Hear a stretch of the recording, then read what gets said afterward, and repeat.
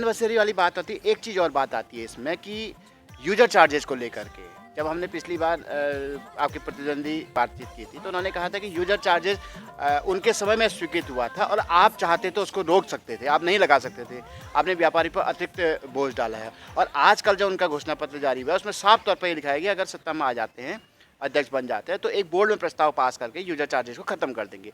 ये क्या दोहरी नीति मानते हैं या क्या है ये राजनीतिक स्टंट?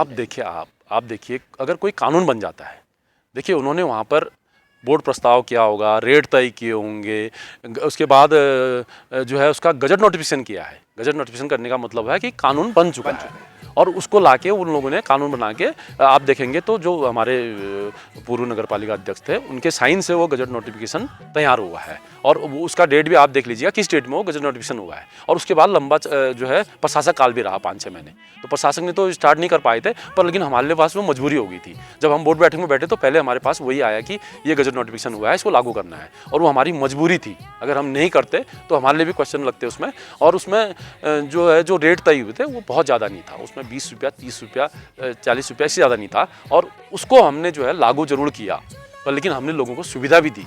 हमने हर घर में, हर प्रतिष्ठान में हमने डस्टबिन दिया। हमने डोर टू डोर कलेक्शन के लिए महिलाएं लगाई जहां हमारी गाड़ी नहीं जाती थी। हमने गाड़ियों की संख्या बढ़ाई। मैंने करीब 4 गाड़ियां मेरे कार्यकाल में जो है मैंने जो है कूड़ा वाहन खरीदे, और 2 कूड़ा वाहनों का मैं टेंडर करके, वर्क ऑर्डर करके, सप्लाई ऑर्डर भी दे दिया था, और 2 गाड़ियां हमारे पास पहुंच भी गई थी। पर लेकिन उन्होंने गलत गाड़ियां जो हमने स्पेसिफिकेशन दिया था उसी स्पेसिफिकेशन के अनुसार जो गाड़ियां नहीं थी तो मैंने वो वापस भी करवाई थी।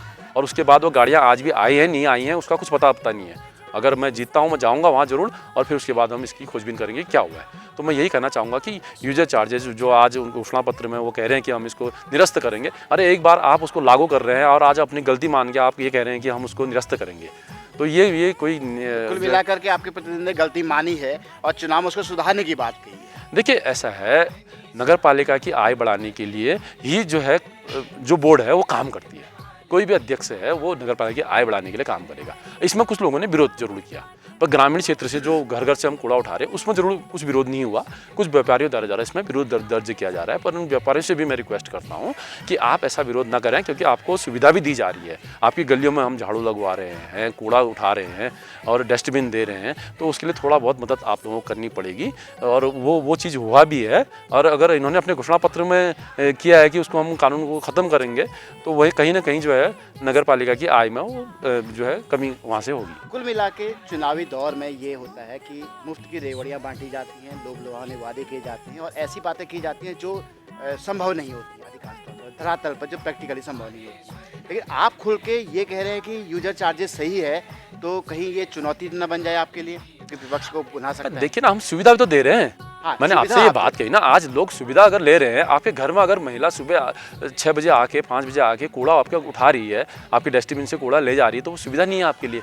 आपके डोर पे गाड़ी आ रही है तो वो सुविधा नहीं है। तो ये सुविधा है और नगर पालिका का काम भी है।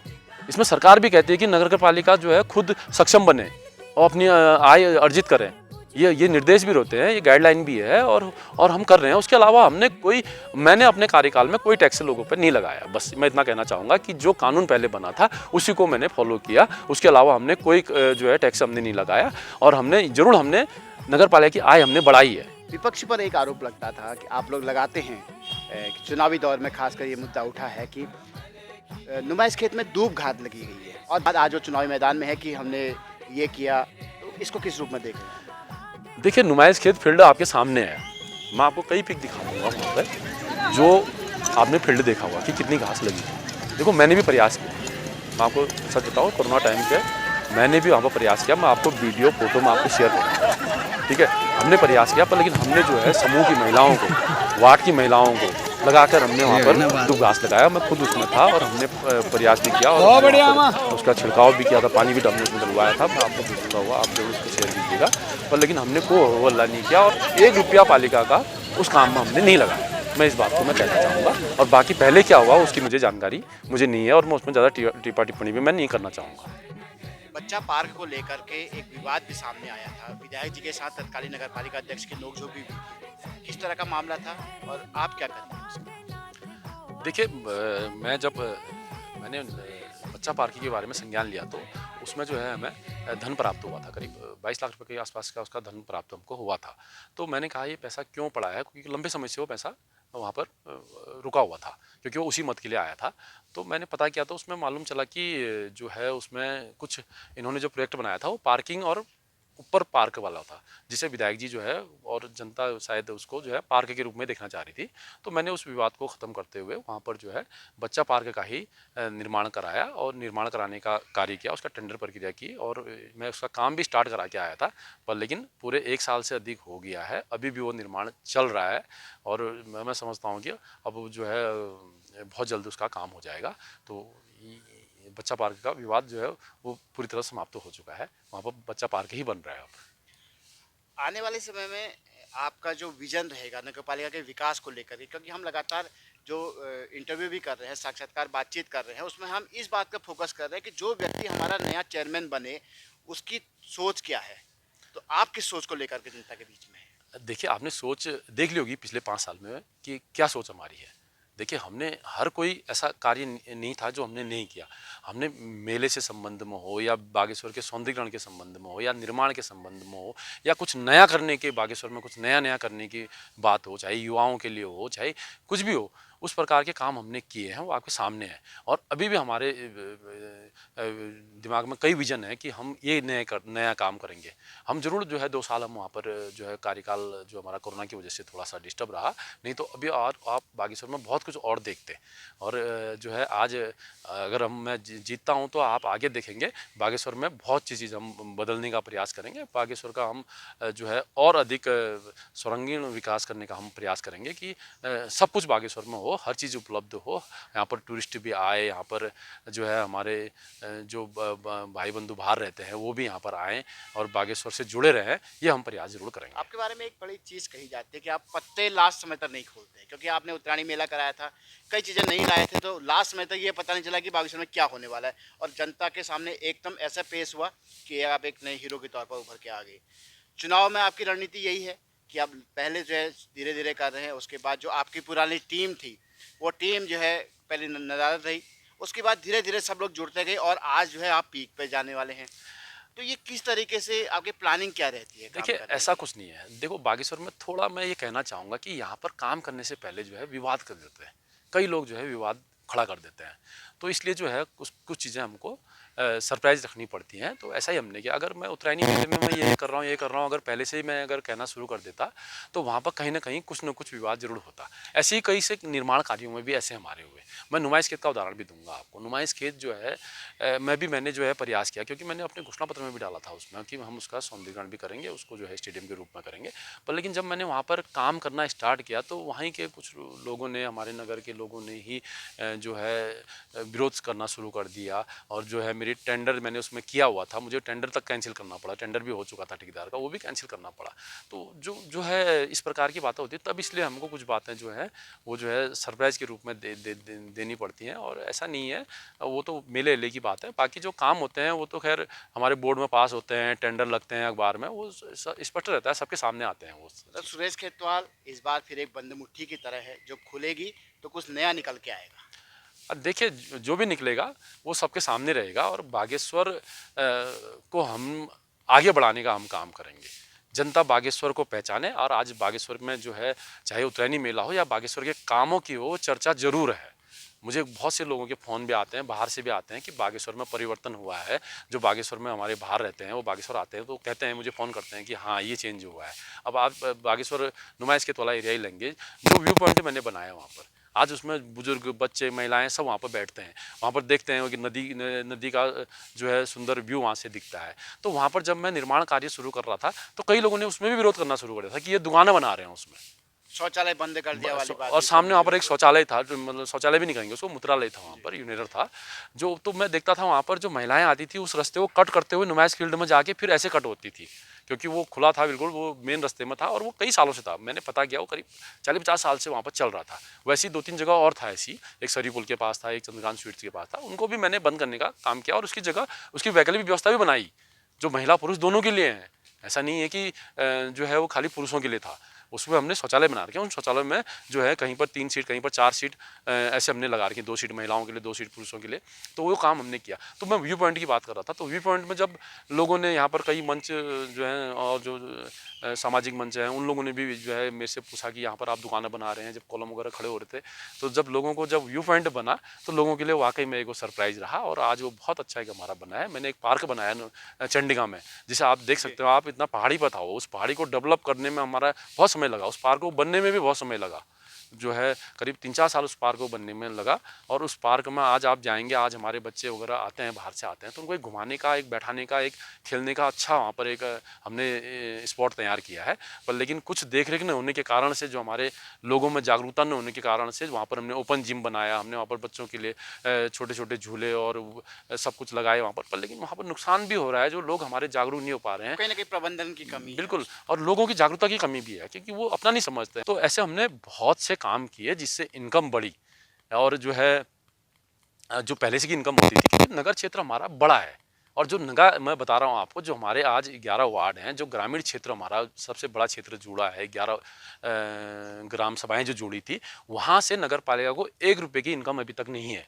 वहाँ हमारा सिर्फ नगर पालिका का पैसा जाता है उधर, और उस क्षेत्र में क्योंकि हाउस टैक्स भी उसमें नहीं लगा है, सिर्फ वहाँ से एक यूजर चार्जेस जरूर हमको आता है, जो वहाँ कूड़ा कलेक्शन करती है उन्हीं महिलाओं का खर्च हो जाता है, उससे ज़्यादा खर्च होता है बल्कि। तो ऐसा नहीं है कि जो है हमने कहीं से क्या कहते हैं, हमारे संसाधन हमने जो जुड़वाए हैं उन्हीं से हमारी इनकम हुई है। और जो दूसरा मैं आपको सबसे बड़ी बात बताता हूँ, जो हमारा नुमाइश खेत फील्ड है, उसमें हमने पारदर्शिता के साथ काम किया और उससे हमारी इनकम होती है। चाहे वो वहाँ से बारातें होती हैं, उत्तरायणी मेला होता है, झूले चरखे लगते हैं, उससे हमारी इनकम जो है उससे भी बढ़ी। और भी जो है, और इनकम बढ़ाने का एक कारण और है कि जो हमारे खर्चे थे, जो कहीं ना कहीं जो है किसी न प्रकार के जो है वो गलत खर्चे हो रहे थे, या उन पर हमने कंट्रोल जरूर किया।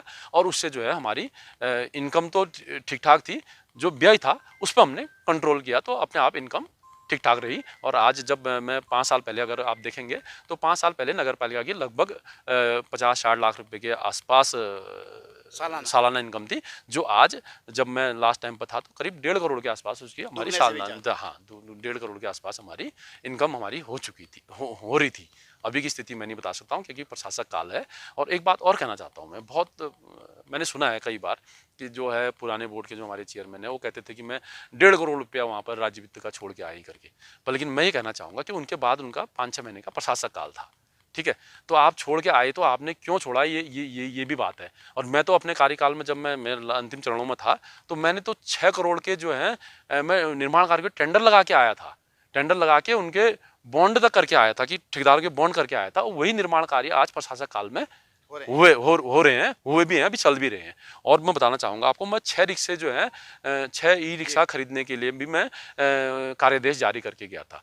और जो वाटर प्यूरीफाई की बात भी हो रही है, बागेश्वर में जो वाटर प्यूरीफाई लगे हैं, उनका भी मैं कार्यादेश जो है मैंने मेरा कार्यकाल दिसंबर में खत्म हुआ, मैंने अक्टूबर में उसका कार्यादेश भी जारी किया था, पर लेकिन ठेकेदार उसको लगा नहीं पाया था, वो प्रशासक काल में लगे हैं। और मैं बताना चाहूँगा, हाँ आपको, वाटर प्यूरीफाई भी जो हमने लगाए हैं वो कॉमर्शियल लगाए हैं, और जो इससे पहले लगे थे वो घरेलू जो है वाटर प्यूरीफायर लगे थे पूरे शहर, जल्दी खराब हो जाता। और उसको हम मेंटेनेंस करने में हमारा जो है उन 4-5 सालों में बहुत पैसा उसमें खर्च हुआ, क्योंकि वो घरेलू हैं, उनकी एक मात्रा है, एक लिमिट है कि हम इतना ही पानी देंगे, उसके बाद उसके फिल्टर वगैरह चेंज करने पड़ते हैं। अभी हमने उसका दोबारा रिटेंडर किया, और उसमें जो है हमने उसको कॉमर्शियल यूज वाले जो हैं वो लगवा रखे हैं, और वो मेरे कार्यकाल के आदेश हैं। उसके अलावा भी मैं एक जो है सीवर सेक्शन मशीन का भी मैं कार्यादेश जारी करके गया था, वो आ भी गई है। और भी मैं दो उसके अलावा मैं एक 100 वाहन के लिए भी मैं प्रस्ताव प्राप्त किया, अभी मैंने उसको भी जो है, अगर मैं जीतता हूँ तो मैं बहुत जल्दी खरीदूंगा, जिससे लोगों को सुविधा मिलेगी।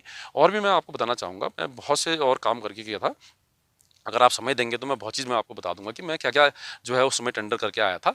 और 2 कूड़ा वाहन, e rickshaw, sewer section machine मैंने बता दिया। तो और भी जो है बहुत से काम हम काम है, जनता ने उनको देखा और वही काम अभी प्रशासक काल में हुए हैं। मैं कोई पैसा वहाँ पर छोड़ के नहीं आया था, मैं 6 करोड़ के टेंडर लगा के आया था, और बाकी चीज़ के लिए मैं जो है वर्क ऑर्डर जारी करके आया था, और वही काम हो रहे हैं। चंडीगढ़ वार्ड में एक बात बहुत स्थानीय लोगों द्वारा समस्या उठाई जा रही है, और वो चुनाव बहिष्कार वाली तक नौबत आ गई थी उसमें स्थानीय लोगों के द्वारा। ये कहा जा रहा है कि नुमाइश खेत में जो आपने रास्ता ऊपर कर दिया है, जो अंदर वाहन नहीं जा पाते हैं, तो आपके कार्यकाल में उसको बंद किया गया है। लोग विरोध भी कर रहे हैं उसको खोलने के लिए, कम से कम अपनी गाड़ियां अंदर ले जा सकें, अग्निशमन वाहन अंदर ला सकें, गैस की गाड़ी अंदर आ सकें, तो बंद है। तो आप अगर जीत करके आते हैं तो आपका क्या रुख रहेगा उसमें? देखिए, पहले तो आप कह रहे हैं कि आपके कार्यकाल में बंद हुआ। मैं बताना चाहूँगा कि वो मेरे कार्यकाल में बंद नहीं हुआ था। उसमें मेरे कार्यकाल से पहले उसमें जो है उस समय उसमें गेट लगा हुआ है। और वो जो है उस गेट में लगा और उस गेट का बहुत विवाद भी हुआ कि वहाँ पर जो स्थानीय निवासी थे वो चाहते थे कि नुमाइश खेत में गाड़ी आए। पर लेकिन कुछ जो हमारे बागेश्वर खेल प्रेमी हैं वो लोग नहीं चाहते थे। तो उसमें जो है उसमें गेट तत्कालीन पालिका अध्यक्ष के माध्यम से लगाया गया था। तो वो मामला फिर कोर्ट में गया। उसमें कोर्ट का आदेश हुआ और उसमें नगर पालिका उसमें जीती और वो गेट उसमें यथावत रहा उसमें। और जिसका कि बाद में मुझे जब मैंने संज्ञान लिया तो पता चला कि वो कोर्ट के आदेश से है। तो उसमें मेरे पास नुमाइश खेत के कुछ जो परिवार वहाँ पर रहते हैं वो भी आए थे। तो उन लोगों ने भी मेरे से कहा कि इसको खुलवा दीजिए। तो अब वो कोर्ट से मामला था तो उसको हम कुछ कर नहीं तो सकते थे। क्या तो एक आदेश मैंने कोर्ट का होता है, एक क्या आप आम आदमी की भावनाओं को देखते हुए कुछ देखिए करेंगे उसमें उसमें? मैंने अभी अभी मैं उसमें जो है मैंने प्रयास भी किया उस समय उसमें कि मैं कुछ ना कुछ इसकी वैकल्पिक व्यवस्था बनाता हूँ, पर मुझे कुछ सहयोग वहाँ पर नहीं मिल पाया लोगों का। तो अभी मैंने फिर अपने घोषणा पत्र जो अपना संकल्प पत्र जारी किया है उसमें भी मैंने उस बात को रखा है कि कुछ ना कुछ उसका विकल्प हम लोग निकालेंगे। और मुझे उम्मीद है कि उसका विकल्प मैं स्थानीय लोगों के साथ बैठ के वहाँ के जो निवासी हैं उनके साथ बैठ के हम लोग सब मिलकर उस आप सबके साथ बैठ के प्रशासन के साथ बैठ के कुछ ना कुछ विकल्प उसका जरूर निकालेंगे, मुझे ये विश्वास है।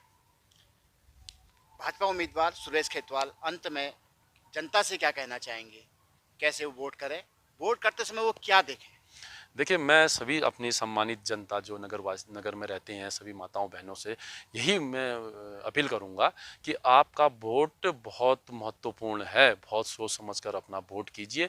बागेश्वर के नगर के विकास के लिए, बागेश्वर क्षेत्र के विकास के लिए आप अपना वोट कीजिए। और मैं यही चाहूँगा कि मैं भारतीय जनता पार्टी का प्रत्याशी हूँ और मेरा चुनाव चिन्ह है कमल का फूल का निशान है। और उस पर आप जो है अपना मोहर लगाइए और मुझे भारी बहुमत से विजयी बनाएं और मैं आपकी सेवा 5 साल और कर सकूं और बागेश्वर को विकास की तरफ और बढ़ा सकूं। तो ये तो थे हमारे साथ सुरेश खेतवाल, जो पहले 5 साल का कार्यकाल बेहतर तरीके से पूरा किया इन्होंने, और अब जो है भाजपा की ओर से उम्मीदवार बने। मेरी आम जनता से एक महत्वपूर्ण अपील भी है कि जब आप सुबह 23 तारीख की सुबह मतदान करने जाएं, उससे पहले आप दोनों विपक्षी पार्टियों का घोषणा पत्र जरूर पढ़ें, क्योंकि घोषणा पत्र में वो चीज़ें होती हैं जो वो व्यक्ति जीतने के बाद करना चाहेगा या वो करेगा। अगर वो नहीं करेगा तो आपके पास एक सबूत होगा कि आपने ये कहा था, आप ये कीजिए। तो ये इस उम्मीद के साथ हम इस कार्यक्रम को समाप्त कर रहे हैं। आप घोषणा पत्र पढ़ेंगे, उस आदमी के विजन को देखेंगे और वो किस तरीके से काम करता है, उन्होंने पहले काम कैसा किया है, एक उदाहरण के तौर पर आपके सामने होगा। तो इसी उम्मीद के साथ अनुमति दीजिए। नमस्कार।